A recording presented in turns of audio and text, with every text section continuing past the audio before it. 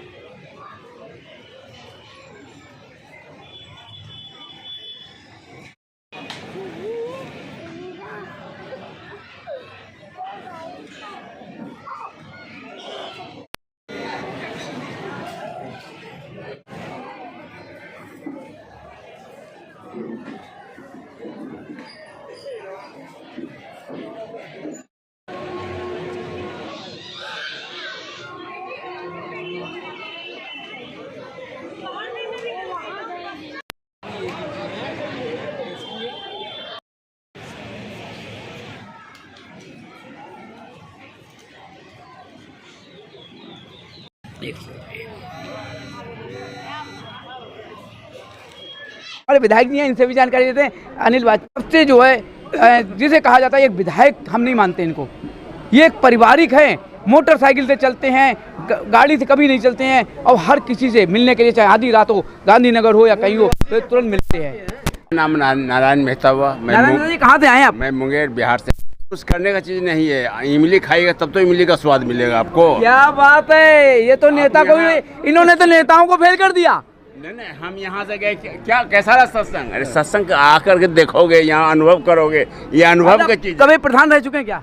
जी नहीं, मैं तो देखिए ये बिल्कुल, यहाँ पर अगर चुनाव भी लड़ेंगे तो नंबर 1 पे आएंगे, क्योंकि इनके अंदर वो सारे गुण, सारे गुण नेताओं से ऊपर हैं। इमली खाओगे तो महसूस होगी खट्टी कितनी है। हम अगर यहाँ पे आएंगे तब महसूस होगा। हकीकत यही है कि जब तक चाहे ये विधायक हो, चाहे प्रधानमंत्री हो, चाहे यहाँ गरीब गुरबा हो, सबको एक समान। हाँ, ये मैंने देखा। सबको आपको यहीं बैठना होगा। ये मैंने देखा। ये आपके लिए नहीं कि कुर्सी है, किसी को हटा कर किसी को नहीं बैठाया मैंने देखा है। ये सत्संग समझा इंडिया में है, अमेरिका में है, वहाँ रोहित भाई चलाते हैं, इंग्लैंड में है, सगर है ये है, लेकिन किसी को उठा करके किसी को नहीं बैठाएंगे।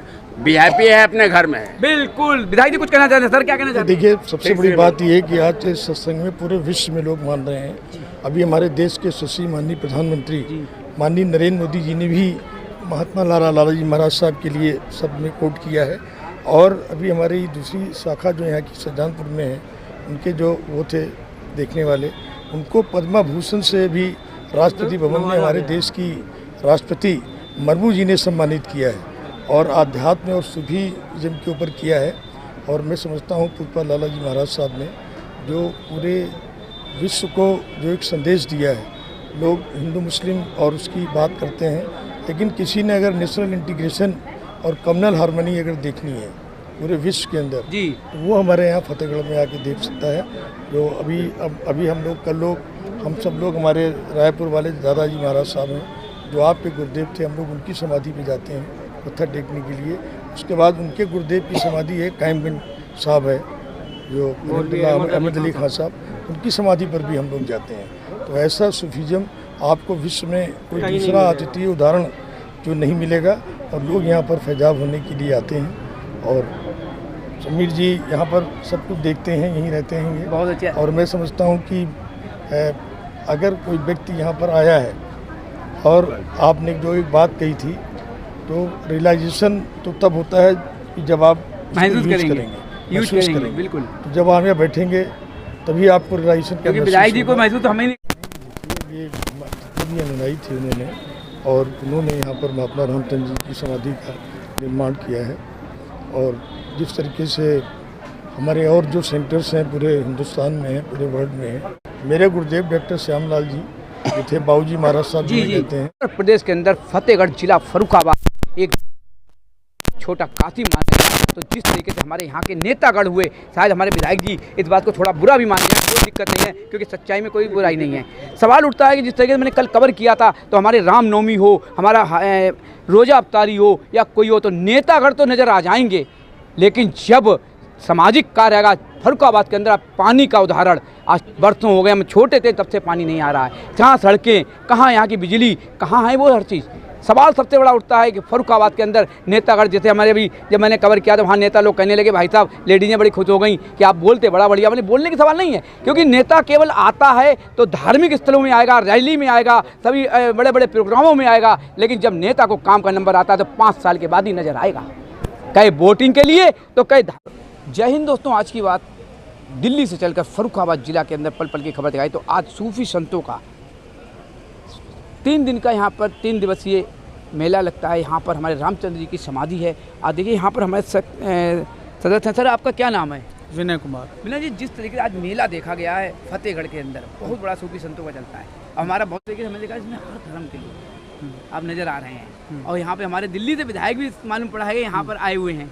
क्या कहेंगे सर, ये मेला साल में कितनी बार लगता है? नहीं, ये साल में ये लाला जी साहब का चलाया हुआ ये मत विभिन्न स्थानों पे, विभिन्न रूप में, विभिन्न शाखाओं में रूप में चल रहा है। जैसे रामाश्रम सत्संग मथुरा, रामाश्रम सत्संग सिकंदराबाद, रामाश्रम सत्संग गाज़ियाबाद, रामाश्रम सत्संग खुदागंज, रामचंद्र मिशन शाहजहाँपुर, अखिल भारतीय सत्संग दिल्ली, और भी पता नहीं कितने नाम मुझे से छूट गए होंगे, मतलब कोई उसको महसूस ना करे, क्योंकि सब नामों को बिल्कुल बिल्कुल इसमें कोई नहीं। जिस तरीके से आज शुरू हुआ है, अब ये 3 दिन चलेगा। हाँ, तो ये सुबह से कितने बजे से यहाँ पर जो मेला लगता है? ये फंक्शन लाला जी साहब के टाइम में ही शुरू हुआ था जी। कितने वर्ष पहले? ये 98th फंक्शन है, 98वां। 98वां है। हाँ, 98वां है, ठीक है। 98वां 100 साल पूरे होने जा रहे हैं। ठीक है। तो कितने जो जिस तरीके से हर साल होता है, और लाला जी साहब के गुरु मौलाना फजल अहमद खान साहब रायपुरी थे।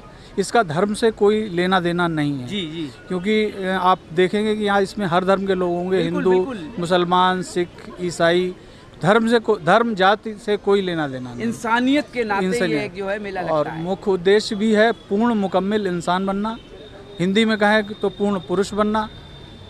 बस बहुत अच्छा लगा जिस तरीके अभी देखे, आज सुबह से शुरुआत हुई, लगभग कितनी संख्या यहाँ आ जाओ 3 दिन में कितनी संख्याओं का अनुमान करना नहीं। जैसे ये गुड फ्राइडे पे हमेशा होता है, तो गुड फ्राइडे पे कभी क्लोजिंग ईयर होती है तो लोग कम हो जाते हैं, बोर्ड का एग्जाम पड़ गया, चुनाव हो गया, लोग कम हो गए। मैंने अभी एक चीज़ और देखी है, मैंने कवर किया है, जिस तरीके से कुछ बीमार बच्चे हैं या कोई परिवार है तो उनको भी लेकर के जो आए हुए हैं परिवार के लोग, पूरे गृहस्थी से मैं देख रहा हूँ, बैग भी है, दूर दूर से लोग आ रहे हैं। तो ये मतलब क्या इसमें मानते हैं, जो लेके आते हैं मरीज, हम हिंदी भाषा में, देहाती भाषा में बोलते हैं मरीज लेके आते हैं, तो क्या पूर्ण सहयोग होता है, स्वस्थ होते हैं? नहीं, उसके वो पर्पज़ नहीं है।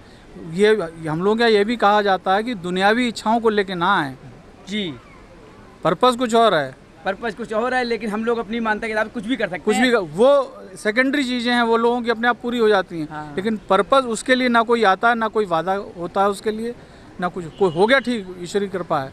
देखिए सबसे बड़ा, नहीं हुआ तो भी ईश्वरी कृपा है। सबसे बड़ा सवाल है कि हमने बड़े बड़े महंत संतों का और काफ़ी समाज का भी कवर किया, लेकिन सबसे बड़ा सवाल है, हमने एक सवाल किया, सवाल कोई गलत नहीं था, कि हमने देखा कि एक शख्स थे, वो बीमार थे तो वो गोद में लिए थी, तो कुछ बच्चे थे, तो सवाल इनका कितना बढ़िया दिया जवाब कि सबसे बड़ा धर्म हमारा एक कर्म है, और किसी पर्पज़ से नहीं, यहाँ पर अपने उद्देश्य से लेकर उन्हें आस्था है कि हमारा बच्चा जाएगा तो वहाँ जा कर के हम समाधि पे जाएंगे तो हम जो है सही हो जाएंगे। वो आस्था हमारे मन के अंदर है।